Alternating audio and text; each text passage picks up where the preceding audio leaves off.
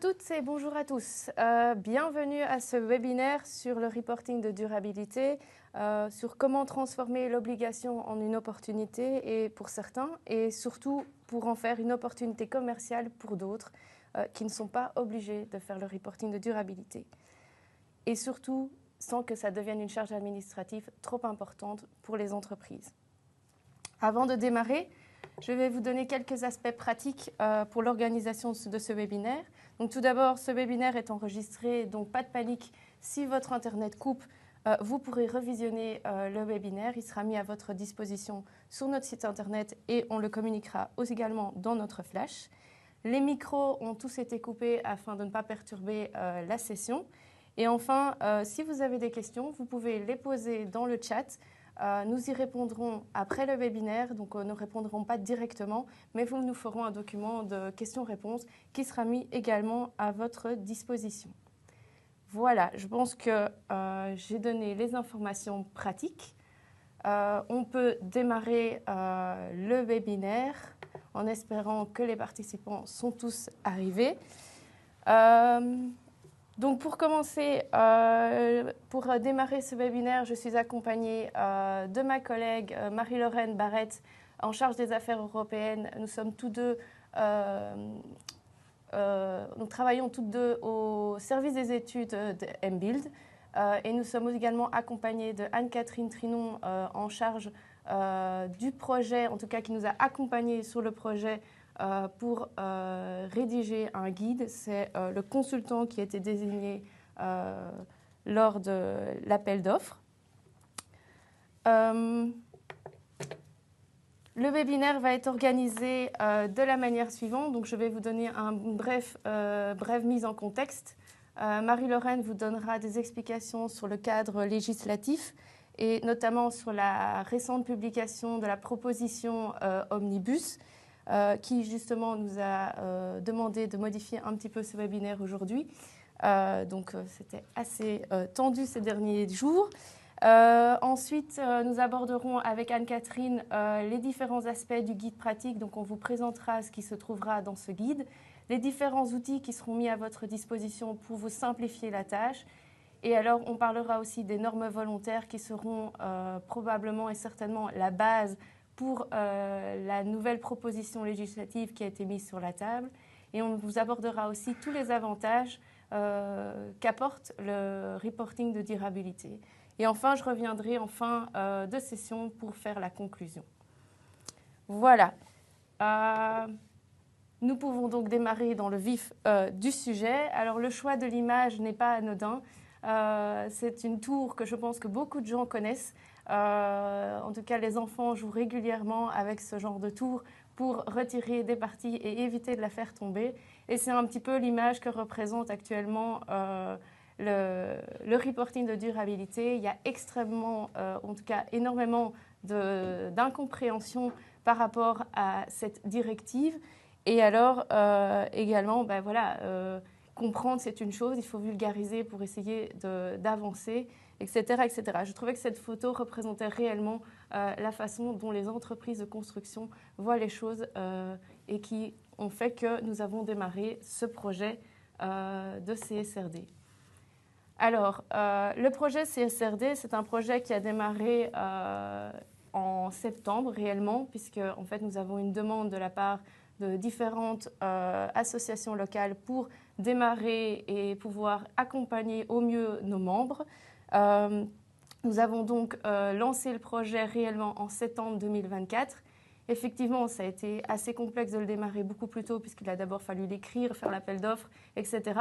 Mais voilà, maintenant on est prêt à vous délivrer un guide. Alors comme je disais juste avant, c'est notamment un guide qui va vulgariser la législation, donc par rapport au manque de compréhension de la législation. Ça permet aussi de déterminer qui est soumis à cette législation et comme on va en parler tout de suite après avec Marie-Lorraine, le scope, puisqu'il va probablement changer avec la nouvelle législation, en tout cas la nouvelle proposition de législation qui a été mise sur la table au niveau européen, et puis bien comprendre tous les impacts qu'il y a derrière. Donc ça, c'était vraiment l'objectif et la demande qui nous a été faite.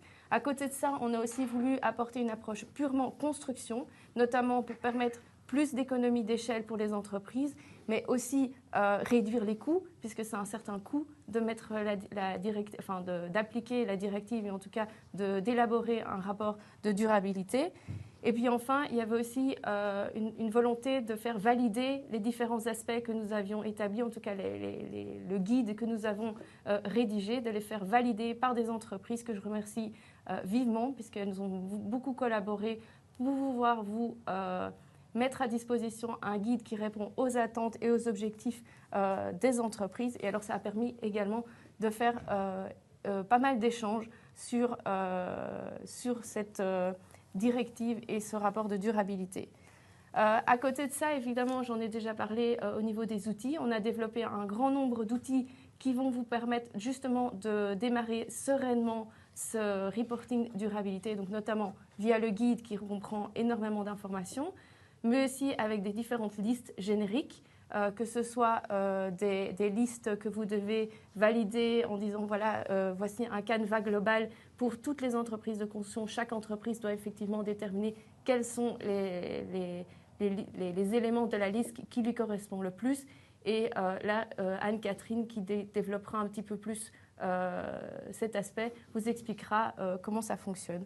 On a aussi établi un FAQ, donc ça veut dire qu'on a rassemblé un maximum de questions, des questions qu'on souhaiterait encore faire évoluer. Donc toutes les questions que vous poserez encore dans le chat aujourd'hui pourront être ajoutées.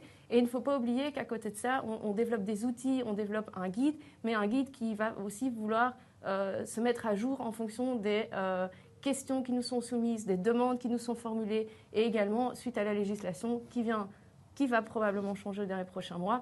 Effectivement, tout ça, ça va être intégré. Donc, c'est un guide qui va évoluer avec le temps. Donc, plus vous nous donnerez de l'input, plus l'outil, le guide, sera totalement complet et répondra à vos attentes. Alors, vous allez dire, bon, c'est bien, on a fait déjà pas mal de choses au niveau de l'approche, au niveau construction, du développement d'outils, mais à côté de ça, il y a encore tout l'accompagnement. Alors, il faut savoir qu'on n'a pas oublié cet aspect-là non plus. On a voulu vraiment mettre en avant dans notre guide des avis, des conseils que vous pouvez utiliser, des témoignages de la part d'autres entreprises qui ont déjà démarré le rapport de durabilité. Mais à côté de ça, on a aussi la volonté de développer un plan de formation qui sera mis à disposition auprès des associations locales qui vont organiser au fur et à mesure de l'année des sessions qui seront forcément plus ciblées dans certains cas sur certaines thématiques. Mais voilà, dans ce cas-là, je vous invite à consulter régulièrement les différents sites Internet, les différents canaux de communication, que ce soit des associations locales, des fédérations ou du site général de MBuild. Voilà, ça c'est pour la mise en contexte. Je vais maintenant céder la parole à Marie-Lorraine qui va vous donner plus d'explications sur le cadre législatif et notamment sur la récente publication de la proposition Omnibus. Voilà. Merci beaucoup Anne-Laure. Voilà, aujourd'hui je vais essayer de vous présenter, de vous décortiquer le cadre Omnibus. Je vais partir d'une vue très hélicoptère pour vous donner le contexte, et puis zoomer pour vous expliquer concrètement qu'est-ce que ça signifie pour vous, quelles sont les prochaines étapes et surtout quelles sont les recommandations d'MBuild pour tenir compte d'Omnibus et pour vous adapter à ce changement. Donc, si on part de notre vue hélicoptère, ici, l'objectif de ce slide, c'est de vous montrer de manière très imagée la perte de compétitivité de l'Union européenne face à ses concurrents principaux, la Chine et les États-Unis. L'Union européenne a été le premier de la course et là, elle perd de la distance de plus en plus. L'industrie est vraiment sous pression, la croissance est ralentie. Alors que nos concurrents, la Chine et les États-Unis, subsidient massivement leurs entreprises, aussi bien financièrement, mais aussi en allégeant la charge administrative, l'Union européenne a tendance à ralentir son attractivité et a du mal à préserver a du mal à préserver son attractivité. Et donc, c'est dans ce contexte que s'inscrit l'initiative Omnibus qui a pour but de simplifier la réglementation et de renforcer la compétitivité du marché européen dans l'espoir de gagner du terrain sur la Chine et sur les États-Unis. Donc ça, c'était vraiment la vue très hélicoptère. Si maintenant on zoome un petit peu, je voudrais revenir avec vous sur les 2 dernières commissions de Ursula von der Leyen, donc la commission von der Leyen 1, comme on l'appelle dans le jargon, et la commission von der Leyen 2. Donc la commission von der Leyen 1, qui s'est étendue de 2019 à 2024, a vraiment mis le focus sur le Green Deal. Le Green Deal a été la grande priorité de cette commission-là. L'objectif est donc de rendre l'Union européenne neutre en carbone à l'horizon 2050. Et c'est dans ce cadre que s'inscrit la CSRD, donc l'objectif de rendre les informations environnementales en matière de durabilité fiables, pertinentes et comparables. Pour la nouvelle commission von der Leyen 2 qui s'est ouverte avec les élections européennes de 2024 et donc qui s'étend jusque 2029, il y a un certain changement de paradigme. La priorité est beaucoup plus mise sur la compétitivité. L'objectif est donc de rendre une union plus rapide, plus simple et plus unie. C'est donc dans le contexte géopolitique, économique et industriel qu'on connaît que Ursula von der Leyen soutenue par les États membres, souhaite alléger la charge administrative, souhaite simplifier la vie des entreprises. Et donc, elle a décidé de publier l'initiative Omnibus qui a pour objectif de revoir la CSRD.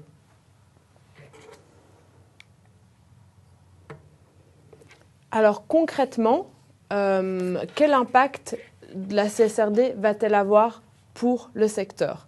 Actuellement, la directive en matière de reporting de durabilité pour les entreprises s'applique aux entreprises qui ont un chiffre d'affaires de 50 millions d'euros, qui remplissent 2 des 3 critères, soit un chiffre d'affaires supérieur à 50 millions d'euros, soit des actifs supérieurs à 25 millions d'euros, soit plus de 250 employés. Donc elles peuvent choisir 2 parmi ces 3 critères. Maintenant, avec Omnibus, la proposition qui a été mise sur la table par la Commission européenne, c'est de réduire ce champ d'application et donc que le critère principal soit les entreprises qui ont plus de 1000 employés et qui ont un chiffre d'affaires supérieur à 50 millions d'euros. Donc concrètement, pour le secteur, ça signifie quoi ? Ça signifie qu'on avait 150 entreprises, on estimait qui étaient concernées par la CSRD. Maintenant, on n'en a plus que 10. Ce que propose aussi la Commission européenne dans son initiative qui date d'il y a 2 semaines, c'est de faire une pause de 2 ans. Donc, actuellement, avec la CSRD, les grandes entreprises doivent remettre leur premier rapport en 2026 et les PME cotées leur premier rapport en 2027. Anne-Catherine vous expliquera plus précisément ce que ça signifie. Là, la Commission propose de faire une pause de 2 ans. Donc, on met tout en pause pendant 2 ans. Il ne se passe rien jusqu'en 2028. Et en 2028, les premières entreprises doivent rendre leur rapport.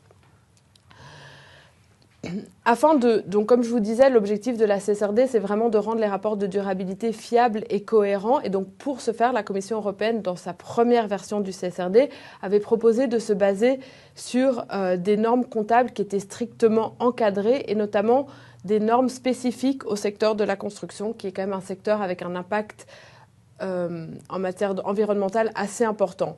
Là, la Commission, pour simplifier de nouveau la vie des entreprises, propose de simplifier les informations à fournir et plutôt que de se baser sur des normes comptables qui sont strictement encadrées, elle propose de se baser sur des informations qui sont communément admises au sein du secteur.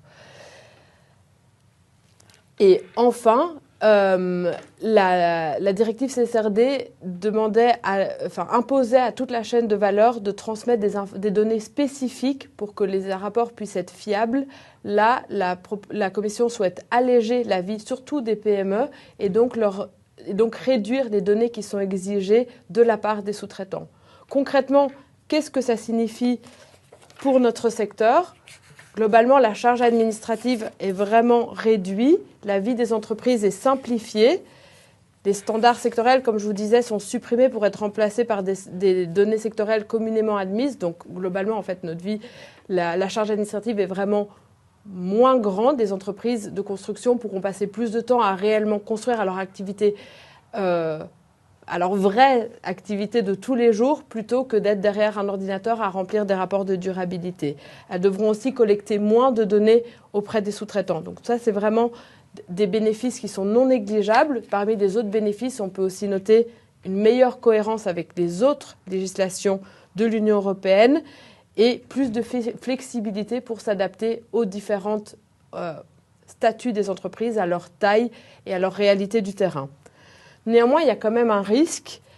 Le risque, c'est que avec cet allègement, la fiabilité des données soit mise à mal, qu'il y ait moins de crédibilité des rapports de durabilité, qu'il y ait aussi une moins bonne couverture des enjeux relatifs à la durabilité, avec aussi un risque de fragmentation des exigences selon les investisseurs. Concrètement, les banques, pour être considérées comme des banques durables, elles portent de plus en plus d'importance aux données environnementales et aux données ESG. Avec Omnibus, on risque en fait d'avoir chaque banque qui va développer ses propres exigences pour vous fournir des investissements. Et ça, c'est un risque qui est non négligeable et qu'il faudra bien sûr analyser avec beaucoup de précision. Il y a aussi une visibilité réduite de l'impact de la chaîne de valeur et c'est plus compliqué d'identifier les risques et les opportunités. Globalement, moi, je vous dirais que Omnibus, c'est quand même une belle opportunité d'offrir un meilleur équilibre pour les entreprises entre la charge administrative et les enjeux de durabilité et de leur simplifier la vie.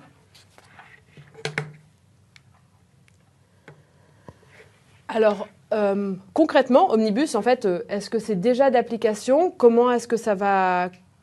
Dans quel délai est-ce que ça va être applicable? Donc, comme je vous le disais tout à l'heure, il s'agit d'une proposition qui a été faite par la Commission européenne le 26 février, donc il y a 2 semaines. Donc, la Commission européenne, elle arrive en faisant une proposition. Cette proposition, elle ne se base pas de nulle part, elle vient de quelque part. Elle vient des grandes orientations qui sont fournies par les États membres et donc elle vient d'une volonté des États membres de simplifier. Donc, la Commission européenne, elle s'appuie quand même sur cette expertise et sur cette volonté d'aller de l'avant des États membres. Donc ensuite, une fois que la Commission européenne a mis sa proposition sur la table, le Conseil et le Parlement européen vont débattre pour adopter chacun leur position. Comme je vous le disais, le Conseil, en général, il est assez aligné avec la proposition de la Commission européenne, puisque lui, en fait, dans les années précédentes, il a donné des grandes orientations à la Commission européenne, il lui a donné un programme de travail qu'elle met en œuvre. Et le Parlement européen, lui, va débattre en fonction des affinités politiques. Le Parlement européen, il représente les citoyens de l'Union européenne, donc différents partis, différentes sensibilités politiques. Lui va essayer de trouver une position commune qui reprend les priorités de chaque parti, allant de gauche à droite. Ensuite, donc ça va prendre entre quelques mois et plusieurs années. On peut estimer entre 6 mois et 1 an pour que chaque institution, le Conseil et le Parlement européen, ait chacun sa position. Ensuite, les 3 institutions, la Commission, le Parlement et le Conseil, vont se mettre autour de la table et ils vont négocier. Ils vont négocier à 3 pour trouver une position commune. Et cette position commune, ensuite, elle sera adoptée et elle sera transposée par les États membres. Donc en fait, on voit que ce qui est sur la table pour le moment, c'est uniquement une proposition. Je l'ai rappelé beaucoup de fois et je voudrais vraiment que ça soit bien, que vous vous en rappeliez. C'est vraiment une proposition qui doit être encore validée par les États membres. Et donc, globalement, le délai entre maintenant et la transposition en droit belge, on peut estimer qu'il sera entre 1 an et 2 ans. Là, de nouveau, je marche un peu sur des œufs parce qu'en fait, il y a une volonté d'aller plus vite. En fait, la Commission européenne et globalement tous les organes se rendent compte qu'il faut aller vite, qu'on ne peut pas laisser les entreprises dans cette incertitude. Donc, il y a une volonté, comme je vous disais, d'aller vite. Et là, de nouveau, MBild vous tiendra vraiment au courant des avancées. N'hésitez pas à nous suivre sur les réseaux sociaux. Il y a beaucoup d'informations qui seront transmises à cet égard-là et on vous tiendra au courant aussi via d'autres guides pour voir comment est-ce que comment est-ce que les négociations autour d'Omnibus avancent et quelle tournure elles prennent. Alors concrètement, j'ai voulu aussi vous montrer quelles étaient les recommandations d'MBild face à Omnibus. Qu'est-ce qu'on vous recommande? En gros, si votre entreprise compte plus de 1000 employés, il n'y aura pas de changement pour vous. Vous maintenez le cap, vous restez informé via MBild, via le guide, vous vous imprégnez de ce guide et vous maintenez le cap pour publier votre rapport de durabilité. Bien sûr, il y aura cette pause de 2 ans, mais il faut quand même vous préparer maintenant pour maintenir le cap et pour être prêt. Pour les entreprises de moins de 1000 employés, il y a une sortie possible du champ d'application et une simplification possible du reporting. Nous, notre conseil, c'est vraiment de maintenir le cap pour 2025, puisque, comme je vous disais, il y aura le temps que Omnibus entre vraiment en vigueur et de rester informé des changements concernant le champ d'application via mBuild. Comme je vous disais, sur les réseaux sociaux, il y aura pas mal d'informations qui seront publiées. Pour les entreprises qui ne sont pas cotées en bourse de plus de 1000 employés, il y aura possiblement aussi une pause possible jusqu'en 2027 et une simplification du reporting. De nouveau, en fait, notre conseil ici, c'est de maintenir le cap et de rester informé des changements. Pour les entreprises qui ne sont pas cotées en bourse et qui se situent dont le nombre d'employés est entre 250 et 1000 employés, je pense qu'il y a beaucoup d'entre vous qui sont concernés par ce scénario-là. Il y aura une pause possible jusqu'en 2027 et une sortie possible du champ d'application. Là, mon conseil à moi et le conseil d'mBuild, c'est de vraiment vous imprégner du guide, de comprendre les enjeux relatifs à la CSRD, de comprendre les enjeux relatifs à la durabilité, de voir comment ils impacteront votre entreprise ainsi que toute la chaîne de valeur et de tirer les bénéfices du reporting de durabilité. Et de nouveau, je le répète encore, de rester informé des changements à venir via les réseaux sociaux. Pour les entreprises de moins de 250 employés, il y aura des allègements possibles des données à fournir aux clients, à vos clients qui sont soumis directement à la CSRD. Ici aussi, mon conseil, c'est vraiment de suivre attentivement ce webinaire, de vous imprégner du guide sur la CSRD pour anticiper les demandes qui viendront des grandes entreprises.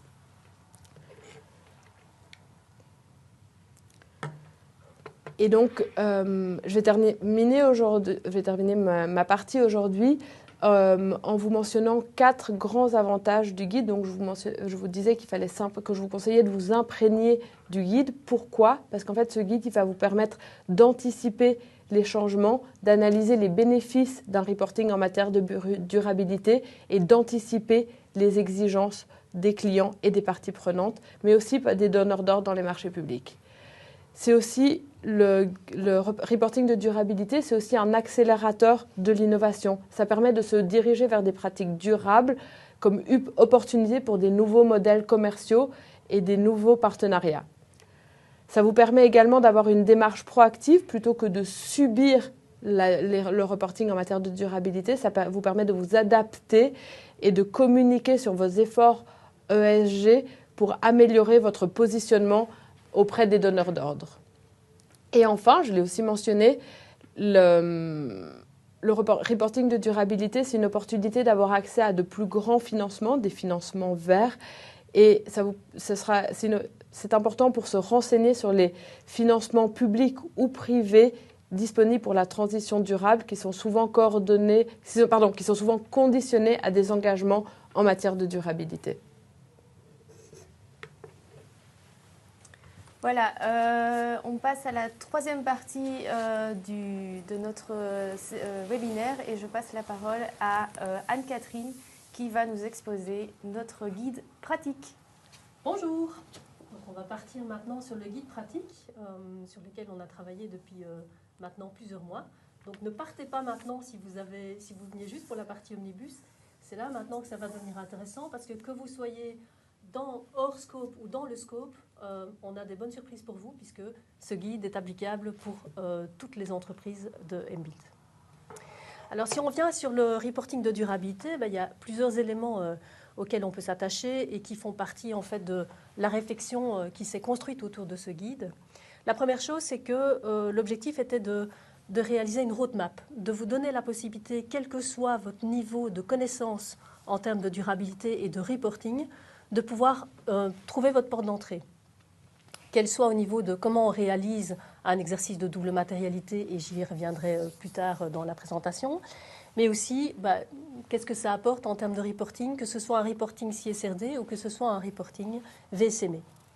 En fait, l'objectif, c'est vraiment de vous aider à pouvoir effectuer cet exercice, quelle que soit votre connaissance au préalable. Ça vous permet également de connaître les étapes clés. Quelles sont les étapes clés par lesquelles je vais passer pour préparer, identifier mes impacts et aller jusqu'au rapportage lui-même.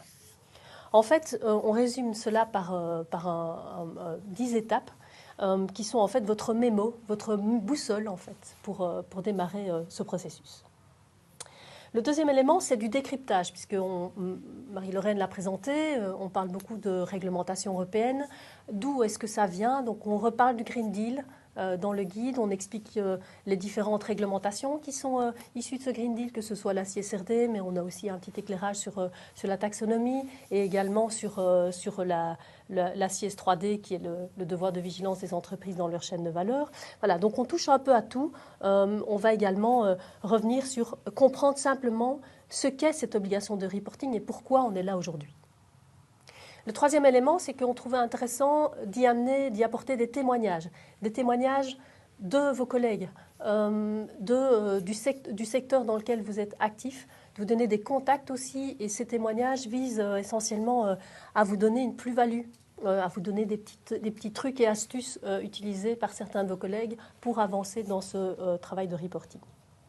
Et puis on y a apporté également des FAQ, on en a parlé auparavant, donc on va nourrir ces FAQ au fur et à mesure.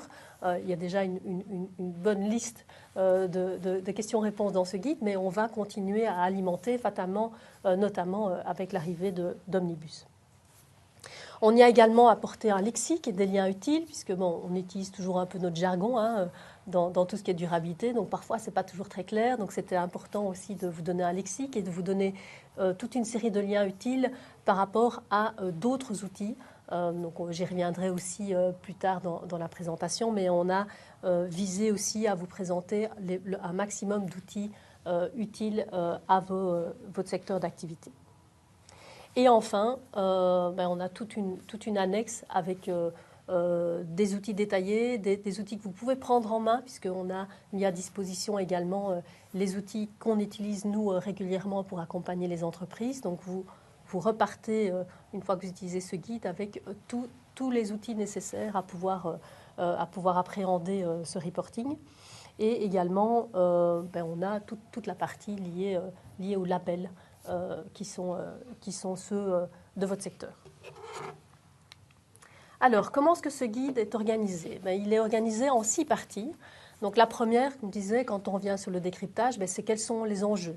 Donc, c'est là où vous allez avoir de l'information sur le Green Deal, le cadre législatif, la réglementation Omnibus et d'autres. Donc, ça, c'est la première partie. Donc, on part toujours des enjeux. Et puis, on va décrire de manière très complète la méthodologie pour préparer ce reporting. Donc, méthodologie basée sur notamment cette fameuse analyse de double matérialité sur laquelle je reviendrai aussi dans un instant, qui est déclinée en 6 étapes. C'est les 6 étapes clés qui sont essentielles pour un rapport CSRD, mais qui sont également tout aussi intéressantes pour mettre en place un reporting volontaire via la VSME. Et fatalement, on commence cette méthodologie en identifiant les fameux IRO, impact, risque et opportunité, sur lesquels je reviendrai. En voilà un premier acronyme qu'on détaillera un peu plus loin dans la présentation. Alors ça, c'est bien beau, mais finalement, le reporting, l'objectif, c'est quoi? C'est d'aller saisir des opportunités. Et les opportunités, on les a déclinées en 3 grands chapitres. Le premier, c'est votre positionnement stratégique. Là, comment est-ce que vous pourriez devenir pionnier en termes de durabilité? Comment est-ce que vous pourriez sortir les éléments qui vous permettent de vous positionner correctement sur le marché et de vous différencier l'un par rapport à l'autre? Donc ça, c'est le premier élément. Le deuxième, c'est le modèle économique. Parce que finalement, quand on analyse ces impacts, on va peut-être déterminer quelles sont ces dépendances, quels sont les éléments sur lesquels on doit travailler, parce que on est quand même dans un environnement qui est un peu changeant, même si il y a un microclimat aux États-Unis, mais pour le reste de l'Europe, il y a quand même un changement climatique qui est là et il faut s'y intéresser d'une manière ou d'une autre. Et la troisième partie, c'est la culture d'entreprise, parce que fatalement, dès qu'on travaille sur de la durabilité, on va également travailler avec des gens, avec vos équipes. Et donc, ça impose un changement parfois de culture, de réflexion tout à fait différente. Et donc, nous amenons aussi des éléments par rapport à ça et comment saisir les opportunités, comment emmener vos collaborateurs dans ce projet. Le quatrième élément, c'est les normes volontaires. Et donc là, on va rentrer plus en détail aujourd'hui aussi sur ce fameux standard VSME dont on a parlé auparavant, qui comprend 2 possibilités, 2 modèles, un modèle de base, le modèle basique, et puis un modèle plus complet, je le détaillerai plus loin dans la présentation. Enfin, il nous semblait important de revenir sur le rôle des labels. Quelle est leur valeur ajoutée? Quels sont les outils utiles? Et donc, vous aurez au sein de ce guide toute une série d'informations sur ces labels et quand les utiliser, quels sont les avantages et les inconvénients de chacun d'entre eux. Et fatalement, pour terminer, une fois qu'on a identifié ces fameux impacts, risques et opportunités, qu'on en a saisi les opportunités, c'est intéressant aussi peut-être d'aller jusqu'à la rédaction d'un rapport. Et donc là, on vous nourrit avec une structure de rapport, avec des modèles types qui vous facilitent la vie dans la rédaction de ce rapport. Si on revient sur la roadmap, votre boussole donc, la première étape, ça va être de sensibiliser, de mobiliser vos équipes, parce que finalement, quand on parle de durabilité, souvent les informations sont éparses dans l'entreprise, et donc c'est important que tout le monde comprenne le même langage, comprenne pourquoi on rentre dans ce reporting, quels sont les intérêts pour l'entreprise et quels sont surtout les intérêts pour chacun des collaborateurs et comment est-ce qu'on va pouvoir collaborer, parce que finalement, l'objectif final de ce reporting, c'est vraiment d'amener une structure beaucoup plus solide en termes de durabilité, en termes de reporting, ce qui signifie qu'on va devoir s'assurer que l'information est centralisée. Donc ça, c'est la première chose, c'est comment est-ce que je vais sensibiliser, mobiliser mes équipes. Le deuxième élément, ça va être de définir mon objectif, vers où est-ce que je vais et quel est le périmètre. Quand on parle de périmètre, pour les grandes entreprises, c'est notamment quelles sont peut-être mes filiales qui sont impliquées et qui doivent être impliquées dans ce reporting. Enfin, il faut également impliquer ces parties prenantes, qu'elles soient en interne, et donc là, ce sera vos collaborateurs, mais aussi en externe. Là, on va y retrouver vos actionnaires, vos clients, vos fournisseurs, et en fait, tout votre écosystème, tout cet écosystème qui est autour de vous, et qui est important, en fait, de prendre en compte dans cette roadmap. Une fois qu'on a ces trois premiers éléments, on va faire une évaluation de matérialité, donc ça, c'est la quatrième étape, avant d'identifier les indicateurs et les données sur lesquels je vais rapporter en fonction des sujets qui seront ceux que vous aurez sélectionnés en fonction de la priorisation, et je l'expliquerai aussi dans un instant. Et puis, une fois qu'on a identifié les indicateurs et les données, il faut aller les chercher. Et donc là, c'est le long travail de collecte et de validation des données qui a souvent fait très peur aux entreprises. Une fois qu'on a effectué tout ça, il va falloir analyser les résultats, fixer des objectifs, se dire tiens, qu'est-ce que je vais viser à long terme, quel est mon plan d'action. Et ce plan d'action est très très important parce que c'est ça qui va vous permettre de raconter une histoire.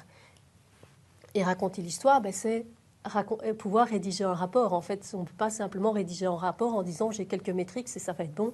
Il faut quand même pouvoir se projeter sur le long terme et se fixer un plan d'action qui tienne la route pour avoir une histoire à raconter.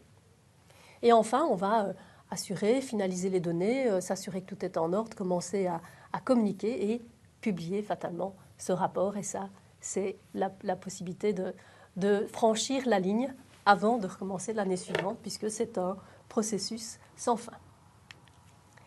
Alors, rentrons un peu dans le vif du sujet pour les gens qui connaissent moins cette problématique de double matérialité, qui est un élément central, que ce soit pour la CSRD, mais aussi pour la VSME. Pourquoi ? La double matérialité, elle part de deux points de vue. Le premier, c'est, je vais d'abord partir des impacts de l'entreprise. Les impacts de l'entreprise, c'est les effets qu'ont mes activités sur l'environnement et les personnes. C'est en fait, dans notre jargon, ce qu'on appelle l'approche inside-out, c'est-à-dire quels sont les effets de mes activités vers l'extérieur. Et donc là, on va identifier toute une série d'impacts au niveau environnemental, social et en termes de gouvernance. Ça, c'est le premier élément. Et puis, en face, on va faire l'inverse, c'est-à-dire qu'on va réfléchir à, tiens, quels sont les risques et les opportunités liés à l'extérieur, c'est-à-dire c'est l'approche inside-out, c'est-à-dire quels sont les risques et les opportunités liés au changement climatique, par exemple, ou aux personnes, qui pourraient affecter mes activités. Je vous donne un exemple. Vous êtes une entreprise de construction, vous avez construit dans des zones inondables. À la place de votre CFO, je me permets quand même d'indiquer dans mon bilan que j'ai peut-être un risque et charge. Je vais indiquer une provision pour risque et charge parce que je suis dans une zone inondable et que ça peut avoir des conséquences sur l'actif. Mais ça, c'est un exemple de risque. Mais je peux également identifier des opportunités, des éléments sur lesquels je vais investir ou me permettre d'investir à l'avenir pour améliorer la résilience, la robustesse de l'entreprise. Et donc, c'est ces deux éléments qui sont complémentaires et qui vont permettre de construire cette approche au niveau de la double matérialité et de la CSRD. Alors, comment est-ce qu'on s'y prend en fait concrètement pour faire ça? On va partir sur 5 étapes. La première, ça va être de comprendre le contexte et la chaîne de valeur. Comprendre le contexte de l'entreprise. Moi, je dis toujours, il y a toujours des choses que vous faites bien. Allons d'abord chercher ce que vous faites bien. C'est quoi le contexte? Chaque entreprise est différente. Qu'est-ce que j'ai déjà entrepris? Qu'est-ce que j'ai déjà mis en œuvre? Où est-ce que je me situe au niveau de mon environnement? Et on va devoir également identifier votre chaîne de valeur en amont et en aval de vos activités. En amont, c'est tous les éléments que je vais devoir acquérir ou acheter pour pouvoir réaliser mes activités. Donc ça va être tous les matériaux de construction que vous achetez, notamment pour pouvoir procéder à vos activités. Et en aval, on va retrouver tout ce qui est lié en fait à vos clients. C'est là notamment qu'on va retrouver les déchets, c'est là qu'on va retrouver une partie sur la circularité, par exemple. Le deuxième élément, ça va être d'identifier les fameux IRO, impact, risque et opportunité. Donc, comme je vous l'ai dit, les impacts, mais donc si on reprend la double matérialité, les impacts, c'est les effets de vos activités sur l'environnement et les personnes, et les risques et les opportunités, c'est l'inverse, c'est-à-dire qu'est-ce qui vient de l'extérieur et qui peut avoir des conséquences sur mes activités. On va également, pour ce faire, on ne va pas le faire tout seul, vous n'allez pas le faire dans le fin fond de votre cuisine tout seul sur une table. Il faut impliquer vos parties prenantes. Pourquoi est-ce que c'est important d'impliquer vos parties prenantes? Parce que c'est elles qui vont être affectées par vos activités. Et donc, c'est important, d'abord de les avoir identifiées, comme je l'ai dit précédemment, et deuxièmement, de les impliquer d'une manière ou d'une autre. Donc, on va avoir une réflexion avec les parties prenantes, on va leur demander leur avis sur la priorisation de ces impacts. Quels sont, selon vous, les impacts les plus importants, chères parties prenantes? Qu'est-ce qui vous impacte le plus? Parce que parfois, du point de vue de l'entreprise, il y a peut-être des éléments qui me semblent super importants, mais qui en fait ne le sont pas. Et donc ça, c'est important. On va leur demander une priorisation, tout comme on va réaliser cette priorisation en interne, de notre côté, pour pouvoir alors après comparer et se dire, tiens, ça c'est mon image interne, ça c'est l'image externe, et quels sont finalement les éléments sur lesquels je vais travailler. Ceci va permettre de définir un seuil, c'est-à-dire de dire, au-delà d'un certain seuil, une fois que j'ai priorisé, voilà les sujets sur lesquels je vais travailler, les sujets qui sont les plus importants et qui sont les sujets matériels pour l'entreprise. Une fois ce travail effectué, alors on rentre dans les standards de reporting, qui soient les ESRS, qui sont les standards de reporting pour la CSRD, ou ceux liés à la VSME, où là on va les regarder, tiens, qu'est-ce que j'ai déjà en interne et qu'est-ce qui me manque comme information pour pouvoir finaliser mon travail de reporting. Avant d'identifier les KPI sur lesquels je vais travailler et sur lesquels surtout je vais pouvoir mesurer mes plans d'action. Parce qu'il y aura un élément important, pour raconter votre histoire, il faut que vous ayez un plan d'action, des objectifs, et donc ça, c'est le 5e élément. Ça, c'est pour la double matérialité. Alors on a identifié en fait au niveau de l'exercice, et ça se retrouve dans les guides de manière très complète, les enjeux de votre secteur. Donc en fait, à l'aide de tous vos collègues du secteur de la construction qui avaient déjà publié des rapports ou qui étaient en passe de le faire, nous avons identifié toute une série d'éléments qui sont récurrents, donc les impacts qui reviennent de manière récurrente. Vous en avez une liste ici, je ne vais pas rentrer dans les détails par rapport à cette liste, c'est clair qu'on retrouve des éléments dus à l'adaptation et l'atténuation des changements climatiques. On retrouve des éléments liés à l'énergie, mais aussi au flux, l'extraction des matières premières, toute la dépendance qu'on peut avoir au niveau des ressources, tous les éléments liés aux déchets. Au niveau social, fatalement, on va y retrouver les conditions de travail. On va également y retrouver tout ce qui est lié à santé, sécurité. On va y retrouver tout ce qui est conditions de travail dans la chaîne de valeur. Et au niveau de la gouvernance, tout ce qui est culture d'entreprise et tout ce qui est devoir de vigilance justement sur cette chaîne de valeur et tout ce qui pourrait être lié à la corruption et au pot de vin. Ces éléments sont détaillés dans les annexes du guide. Alors, on trouvait intéressant de vous donner un exemple de définition des indicateurs de performance, puisque ça fait partie des éléments sur lesquels vous devrez rapporter. Donc, quand on fait un rapport de développement durable, qu'il soit volontaire ou pas, on va y retrouver plusieurs éléments. On va y retrouver vos politiques. C'est quoi mes politiques en général au niveau de la durabilité, mais je vais également y retrouver quels sont mes objectifs stratégiques, puisque finalement on parle de stratégie à la base, et puis quels sont les KPI et quel sera mon plan d'action. Et donc par rapport à ça, voilà un exemple ici où on a l'enjeu, donc l'impact, c'est les déchets classiques et dangereux. On peut y retrouver des objectifs stratégiques qui seraient la prévention en évitant la production de certains déchets ou la transformation des comportements pour éviter les déchets par la réutilisation du réemploi. Les KPI pourraient être le pourcentage de bâtiments construits qui doivent être démontables, le pourcentage de matériaux qui doivent être recyclés lors de la construction.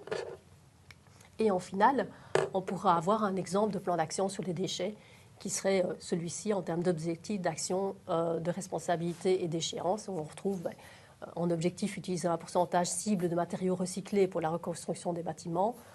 En plan d'action, réaliser un audit des matériaux, mettre en place un partenariat avec des fournisseurs. Enfin là, la liste peut être très longue. On vous a ici résumé certains éléments, mais ça vous montre jusqu'où on est allé au niveau du guide, puisqu'on a veillé à vous donner des exemples de plans d'action pour les sujets principaux.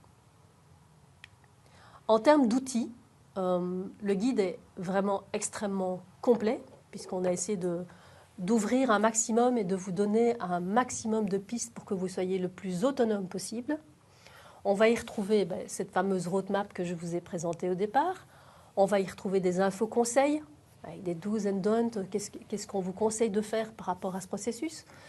Vous allez avoir un processus détaillé au niveau de cet exercice de double matérialité, avec des exemples, des définitions, un vrai guide d'accompagnement. Vous allez y retrouver des enquêtes, par exemple, pour identifier les parties prenantes et pour pouvoir demander à ces parties prenantes de vous aider à prioriser vos impacts. Vous allez retrouver un exemple de chaîne de valeur type liée à votre secteur. Vous allez retrouver des listes de parties prenantes liées à votre secteur qui sont en fait un condensé de ce qu'on a récupéré en fait des benchmarks de vos collègues. On va y retrouver également un récapitulatif des labels avec les avantages, les inconvénients de chaque label, quand les utiliser, et toute une série d'outils mis à disposition, notamment liés à ces labels, et également des liens vers différents outils qui sont mis à disposition dans le guide.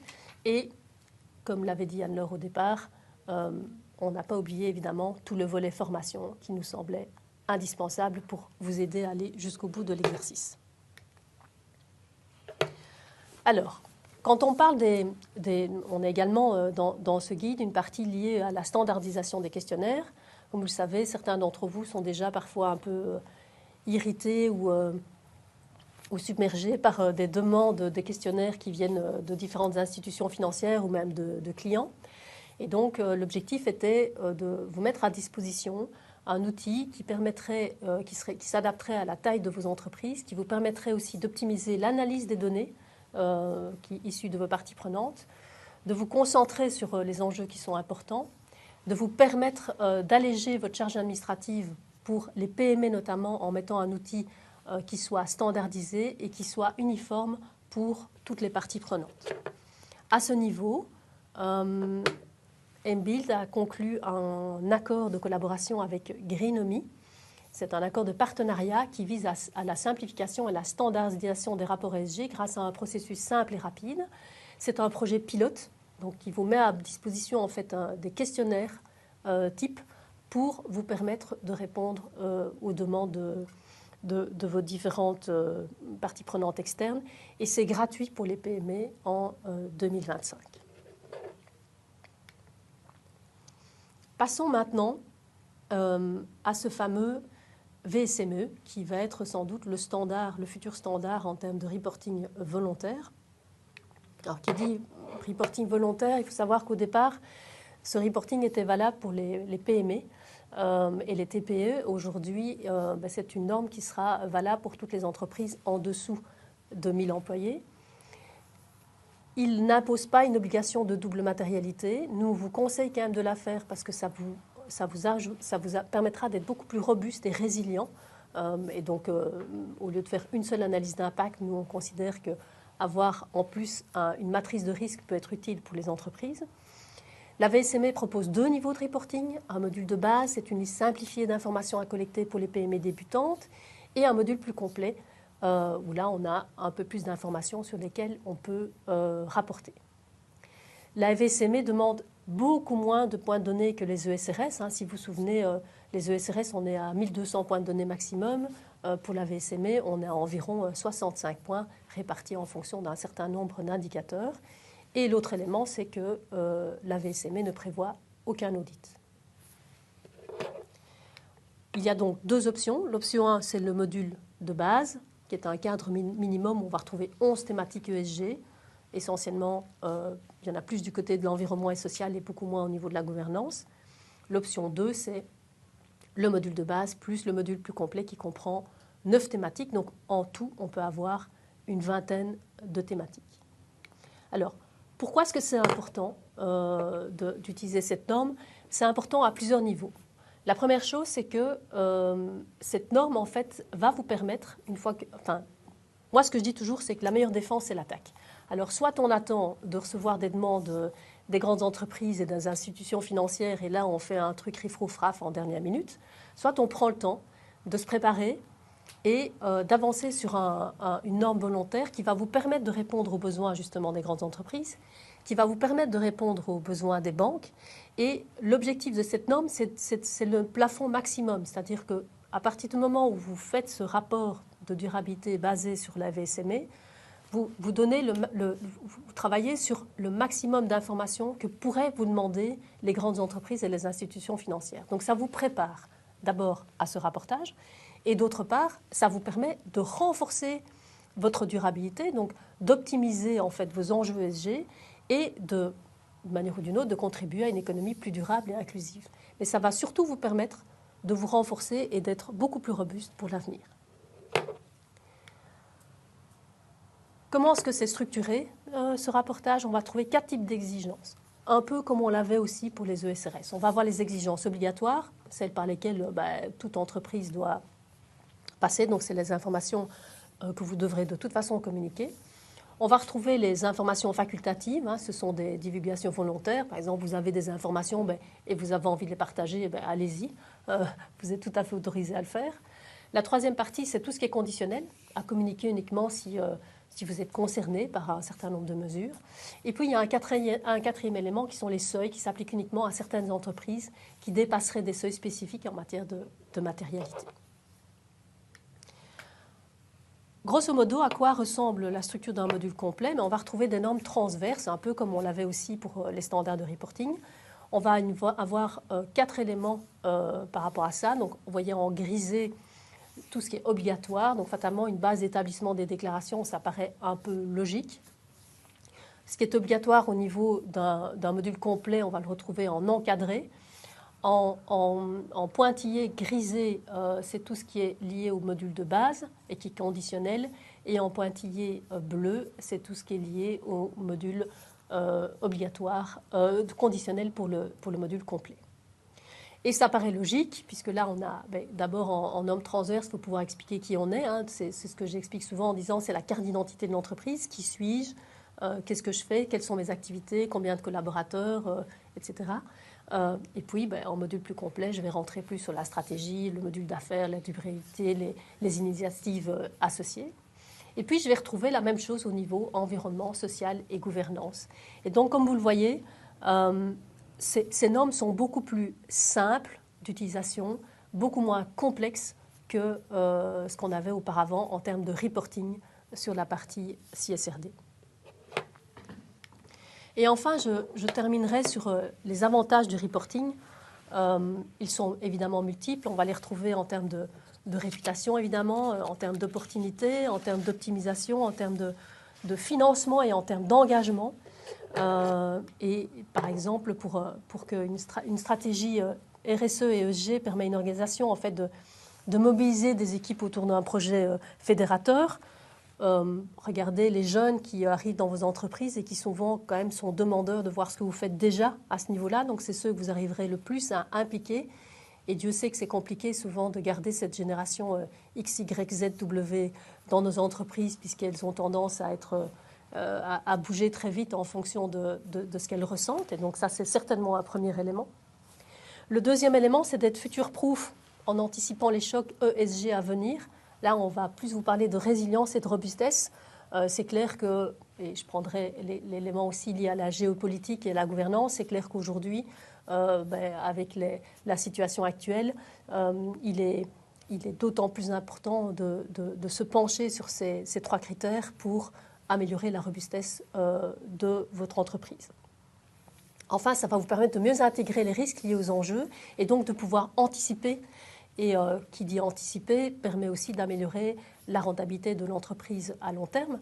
Ça va également vous permettre d'accéder plus facilement à des capitaux de financement, de saisir des opportunités de marché parce que vous pourrez vous positionner de manière beaucoup plus forte en termes de durabilité, de stimuler l'innovation en vous différenciant et notamment en mettant en place ces ateliers stratégiques avant d'aller chercher vos données vont vous permettre peut-être d'aller chercher des éléments spécifiques qui vont vous permettre de sortir du lot et enfin de renforcer l'attractivité, la réputation et la marque employeur. Alors, je ne pourrais pas m'empêcher de vous présenter cette analyse coût-bénéfice qui est sortie de l'EFRAG il y a quelques jours et qui présente en fait une analyse qui a été réalisée sur les bénéfices et les coûts pour les entreprises en termes de reporting en utilisant cette norme VSME. Donc, le module basic, enfin celui de base, si on prend une TP de moins de 20 salariés, va vous coûter entre 4 000 et pour la première année et 2 000 € pour les années suivantes. Là, on compte plutôt les coûts pour aller chercher les données, se préparer, etc. Le module complet passe de 9 000 la première année à 4 500 la deuxième année. On va jusque 12 800 pour les plus grandes entreprises à 22 800. Alors, ça paraît énorme, sauf que, en fait, cet investissement est vite rentabilisé pour plusieurs raisons. Le premier, c'est que vous allez avoir un taux d'emprunt bancaire de 5 à 25 points de base, donc une réduction de ce taux d'emprunt bancaire, une réduction des prêts verts, un accès au crédit durable, une augmentation en moyenne de 20% des ventes par rapport aux grands groupes, un accès facilité au marché public vert, une attractivité renforcée par les talents. Vous savez très bien que le coût de recrutement peut parfois être assez lourd en entreprise, encore plus pour une PME. Et donc, en finale, dès 2027, les entreprises qui se seront lancées dans ce processus tireront environ 800 millions d'euros de bénéfices nets de ce rapport de durabilité. Et en 2028, cela représentera environ 2,6 milliards d'euros. C'est les données de l'EFRAG. Alors, est-ce que devenir pionnier est un avantage compétitif? Oui, ça permet d'attirer des opportunités commerciales et des financements durables. Ça va vous permettre d'être beaucoup plus attractif auprès des talents. Vous allez avoir une influence sectorielle, vous serez une référence pour vos pairs et vos partenaires. Et ça va surtout vous donner de la visibilité via des standards reconnus que sont BREEAM et autres, LEED par exemple. Mais rien que le fait de faire un rapport a du sens pour être beaucoup plus compétitif sur le marché. Et enfin, pour préparer un rapport de durabilité réussi, il y a plusieurs éléments que je vous ai déjà explicités, mais je vais les résumer ici. La première chose, c'est qu'il faut d'abord identifier évidemment quels sont ces impacts, et pour ça, il faut faire appel à ces parties prenantes. Il faut se définir des objectifs clairs et pertinents une fois qu'on a ces impacts, et pour le faire, ça vaut la peine de mettre en place un vrai plan d'action en se disant mais qu'est-ce que je vais faire pour diminuer ces impacts dans les années à venir. Et là, ça vaut la peine de vraiment réfléchir à plusieurs et donc d'intégrer aussi vos collaborateurs dans cette réflexion parce que eux, parfois sur le terrain, sont plus à même de pouvoir vous donner des informations par rapport à ça. Vous fixez des objectifs mesurables pour l'avenir et assurer un suivi régulier.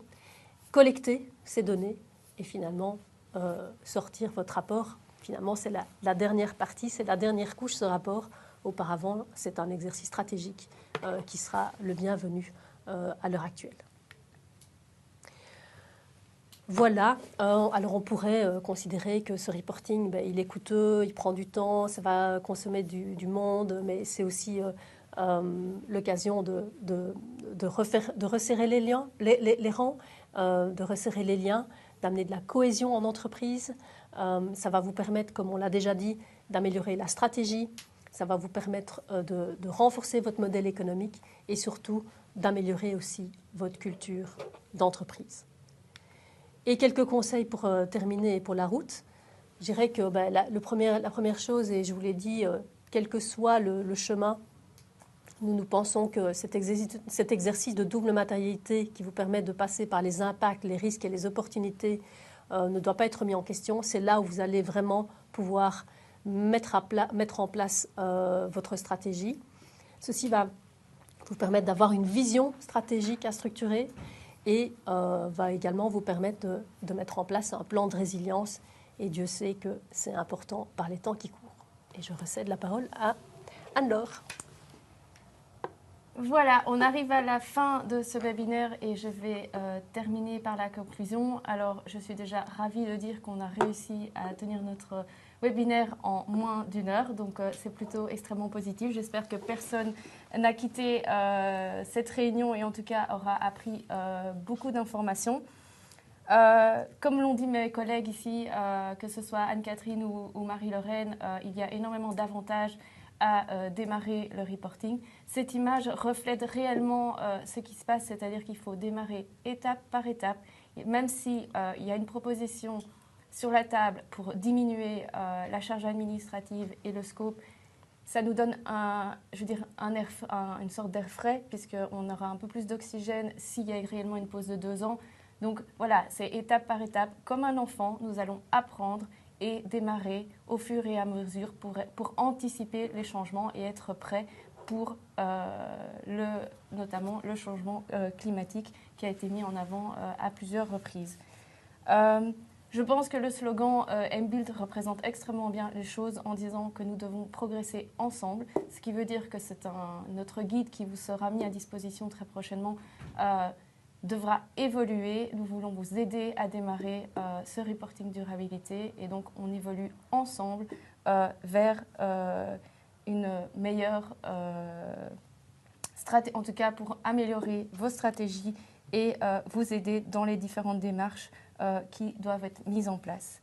Alors, je vais encore terminer par quelques petites informations. Comme on a dit précédemment, et je vais le rappeler, à quel point le reporting de durabilité est important. Pour l'instant, il y a une législation belge qui est en place, notamment suite à la CSRD qui a été validée au niveau européen il y a déjà quelques années. Depuis décembre, on a une législation belge qui demande de publier un rapport, que ce soit grande entreprise ou PME. Vous devez fournir des informations, notamment pour les investisseurs, les banques, les fournisseurs et aussi les grandes entreprises ou entrepreneurs principaux. Donc c'est réellement important. Bien entendu, il y a une proposition sur la table qui risque de faire changer ces choses, mais ça reste toutefois réellement important, comme l'a rappelé à plusieurs reprises, que ce soit Marie-Lorraine ou Anne-Catherine. Il faut vraiment se préparer et consulter le guide pour pouvoir avancer sur ces thématiques. Encore 2 petites choses que je voudrais dont je voudrais également parler, c'est que ce projet n'a pas pu se faire sans l'aide de toutes les entités MBuild, donc c'est à savoir MBuild, entité centrale qui a coordonné le projet, mais il y a aussi eu également les régions, nos associations professionnelles, nos associations locales qui ont vraiment participé énormément à ce projet, en tout cas à en faire un succès pour délivrer un guide de qualité.